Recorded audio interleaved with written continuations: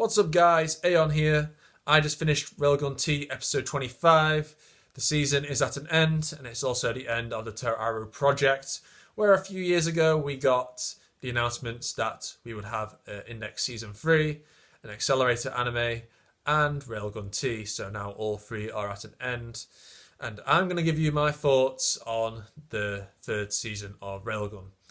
Overall, it's easily one of the best adaptations we've got for the Toaru franchise as a whole, since the second half wasn't filler this time, since in Railgun 1 and Railgun S, the second halves of each of those seasons had filler in them. There were entirely filler arcs in the second half. But this time we got a complete season without any filler arcs, although we did get a bit of filler here and there in some of the episodes, like Episode 1, where we had Shoko Misaki be reintroduced, this time in a cafe instead of a library, and the scene is very similar to her cameo scene in Railgun S.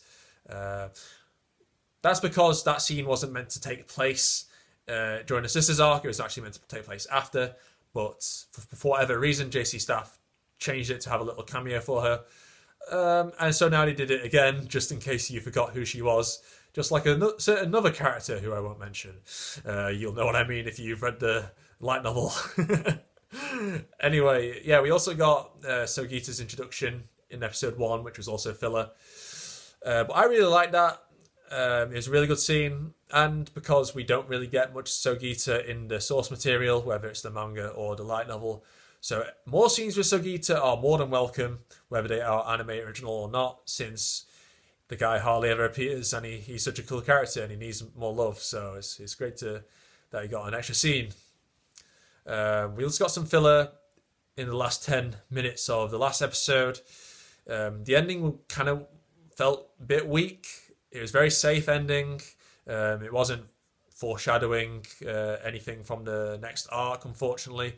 They could have had so many opportunities introducing a certain character and what happens to something very interesting. I won't spoil it for you if you haven't read the manga, don't worry. But yeah, it just felt very safe. It doesn't seem like they're continuing the Railgun. Well, I could be wrong. Maybe Nagai, the director, just wanted to conclude everything rather than just do a cliffhanger ending like you see with Index 3 and Accelerator. Maybe he wanted to do something a bit different. So yeah, although it kind of bothers me a bit, so that's why I have some problems with it. But overall, the season was definitely an 8 out of 10. Very good. Yeah, very consistent, considering there wasn't a stupid silent party arc which ruined the first arc like we saw in Railgun S. So yeah. Yeah, the Dire Days arc was really good. Obviously, I'm a manga reader, so I knew what was going to happen this season. But still, I really enjoyed watching it. I really enjoyed the animation, like I said. It's nice to see more Shokuho, see Dolly's past get explored. We learn more about Shokuho in particular. Shokuho becomes a really interesting character in this arc. Yeah, it's nice seeing the different perspective of this arc compared to the one in Index, where in Index 2, we see during a sports festival, Toma-style and Motoi chase after Oriana, who's trying to brainwash the entirety of Academy City to bring it under the influence of the Roman Orthodox Church or the Roman Catholic Church. So this follows Gensei's plan to turn Mikoto into level 6 instead. So it adds more to the backstory of the clones and Gensei, who we knew from the first season of Railgun. So yeah, it was really good. It expanded a lot on what we got already, which is what a sequel should do. Yeah, the arc is quite a fun, entertaining watch. It's not as serious. Well, it's a serious arc, yeah, but what I mean is it's not as deep as perhaps the Sisters arc. I mean, the Sisters arc was very, very dark in terms of tone. I mean, this arc does have dark elements to it, like exploring the past with Mitori and Dolly. That's quite dark, but it's a level of edge when comparing the edge meter between the two arcs. But no, it's nice that we don't have all the arcs, in that same level as tone. Obviously, Railgun isn't has a mix between light-hearted stuff and the dark stuff. So Daise's arc is more emphasis on action and entertainment value. So yeah, it's definitely a really good arc. It's really fun to watch. A lot of development of characters. So yeah, it's a very solid arc. I probably prefer the Sisters arc a bit more by a small margin, but yeah, overall very good. And then we got the Indian poker arc, which is more of a casual, light-hearted arc. Obviously, I knew what jokes were going to come up, so I didn't find it as funny initially. And then we get the Frenda and Yumiya Rako stuff, so that gives us more detail about the Battle Royale arc from Index 3, although you probably don't remember that arc since it was only 3 episodes and they rushed the hell out of it. But still, yeah, the fight scene between Frenda and Rako was really good. Like, just overall, the fight scenes in the season were really well directed. Got to give props to Nagai. They were very, very fun to watch and compelling. And you felt tense for the characters at times, which was very good. So yeah, enjoyed that. Obviously, it doesn't tell you what happened to Frenda. You have to watch Index 3 to find out, or read the Index novel or manga. Or if you're a Railgun fan and you don't know, I made a video about what happened to Frenda if you want to watch that. But otherwise, you will not get your answers from Railgun, unfortunately. And neither will you get answers about Toma's power in Railgun, so you kind of need to read the main story for those details, I'm sorry to tell you. But it's worth it, because the Index novels are amazing, and I highly recommend you read the light novels for Index. You'll definitely might change your mind about it if you don't like the Index anime. Anyway, so after that arc, we got the Doppelganger arc. It's a bit reminiscent of Ghost in the Shell, since it's about someone with an artificial body contemplating if they have a soul or not. Because in Ghost in the Shell, it's Motoko Kusanagi, aka the Major. Whether she's contemplating if she has a ghost in her. The ghost refers to the soul in Ghost in the Shell. That's in the title. The shell refers to the artificial body. So it's whether she is still, a human being, or what constitutes a human being, and the mind and the soul.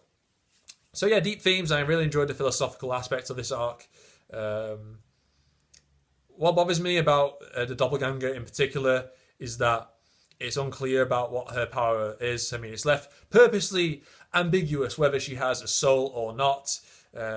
We don't really know for sure, but considering we have Index, where we know that souls exist from Index, she probably did have a soul, maybe, but it's whether the soul would transfer from, would split and then transfer. That's a bit more complicated. Well, yeah, it's left purposely ambiguous and mysterious, and we don't really get an answer for it. And it's like, how does her soul possession even work if she doesn't have a soul? Like they said in the last episode, it's just artificial muscles. Well, that's what Makoto was saying. But maybe she was just telling that scientist dude to stop the project rather than actually believing it. So it's like, if she has a soul, wouldn't that be a magic ability?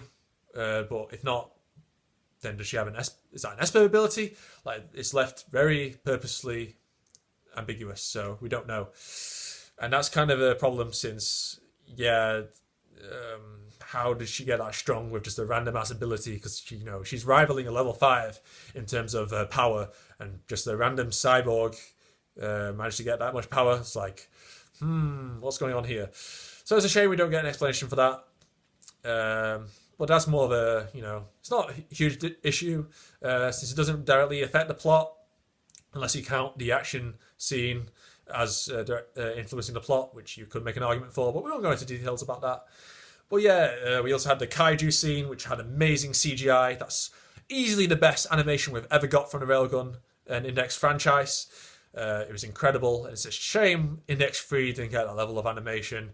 CGI is always a hot topic with anime, since it could end up like Berserk 2016, which is the nightmare. But this was very, very good. And yeah, it's a shame Index 3 didn't use that level of CGI for Kakine's wings, because they made those CGI and they look pretty bad. But oh well, yeah. And I've already covered the last 10 minutes of the last episode had filler. And yeah, it would have been better to have some more foreshadowing for the next arc, but yeah. About the music. I noticed there wasn't many new tracks introduced. I mean, you had Sugita's theme, which is really good. I enjoyed Sugita's theme. Well, that's not the only new track which really stood out to me. A lot of the music they just recycled from Railgun S. I mean, Railgun S has an amazing soundtrack, but they just decided, nope, we're not going to bother introducing too many songs. I might be wrong.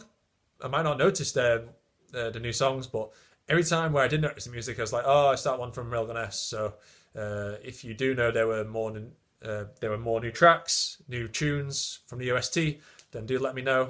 Prove me wrong if I am wrong. Don't shy away from that. But yeah, overall, I really enjoyed Railgun T.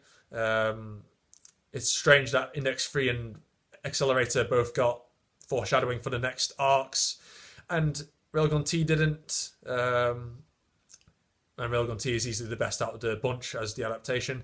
Although Accelerator anime was a great adaptation since the manga was very bad. But Railgun T is better in quality overall because it makes the most money, and they will continue to give it the most budget and the best animation. Poor Index.